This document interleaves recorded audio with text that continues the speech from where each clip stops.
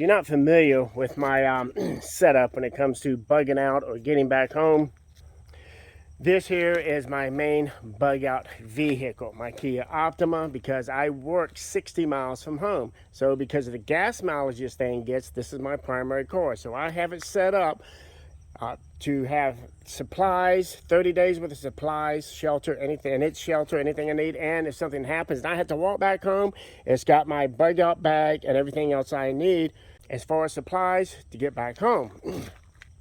Now, on times that I have to spend out of town for a couple days, I take my truck here like I'm doing tonight, and I've got it set up the same way. It's got another bug out bag, it's got supplies, and of course the back of it is more or less where I camp out in so I can get some sleep at night.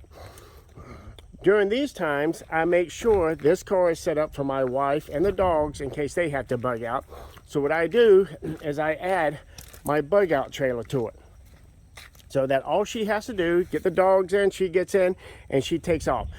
As always, when I got home, before I got home last night, I stopped and filled the car up. So she's got at least over 500 miles worth of fuel in the car, plus an extra 5 gallons of fuel in the can there. She's got 5 gallons of portable water.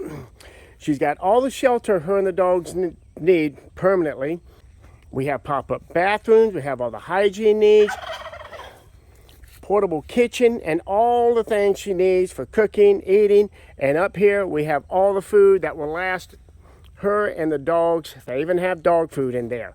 And of course, depending on what it is that happens and she's had to bug out, will dictate of where she's going and where we can meet up if we can't use our phones to communicate. Some people I don't feel sorry for, and there's those people that will go through an emergency or a disaster and won't learn a damn thing from it.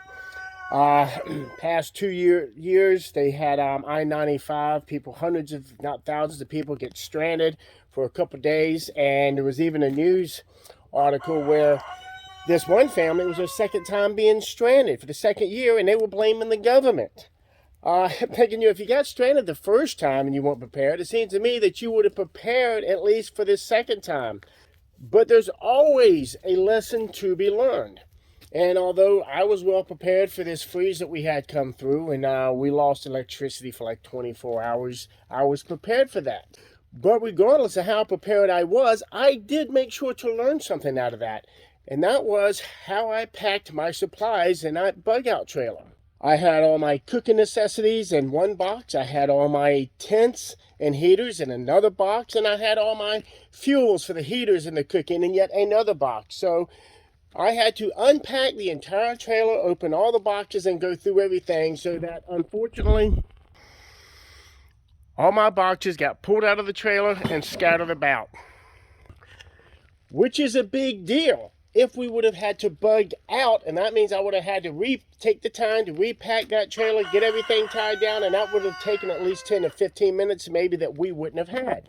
So what I'm doing now is I'm repacking everything for bugging out, and if we have another blackout.